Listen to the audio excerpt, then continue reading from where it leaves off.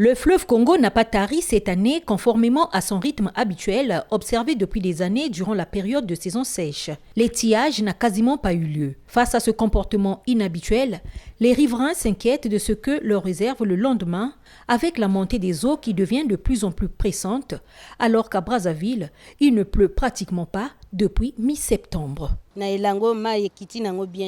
Cette année, l'eau n'a presque pas tari. Aucune différence avec la saison des pluies. D'habitude, tout cet espace que vous voyez devant nous est sec. On marche sur les rochers.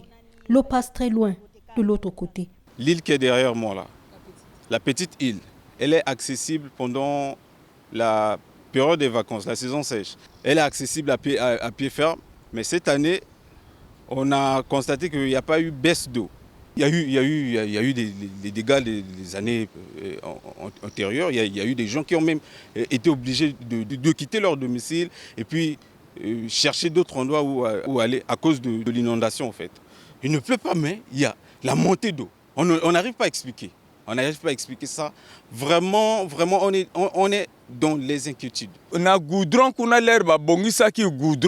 Il faut canaliser ce quartier. Les caniveaux devaient drainer les eaux de pluie depuis la route nationale jusqu'au fleuve. Et les autorités devraient s'occuper de la rive pour protéger nos parcelles. Nous avions été abandonnés à nous-mêmes il y a 3 ans lorsqu'il y a eu l'inondation par ici.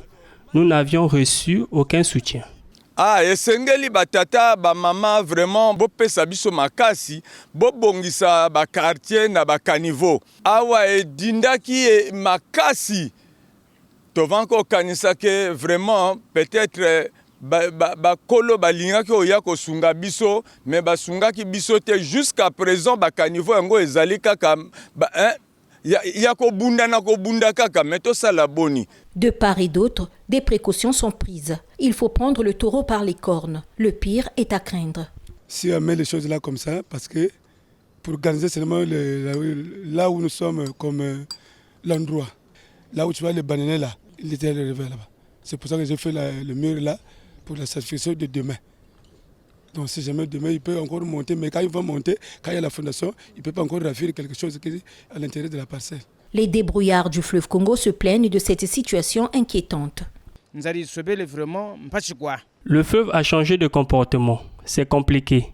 J'ai toujours exercé depuis mon plus jeune âge des activités liées au fleuve. Le rendement n'a pas été bon chez les pêcheurs, les casseurs de pierres et chez les chargeurs de sable. J'ai l'impression qu'il faudrait s'attendre à un débordement des eaux. Ces signes avant-coureurs devraient interpeller le gouvernement.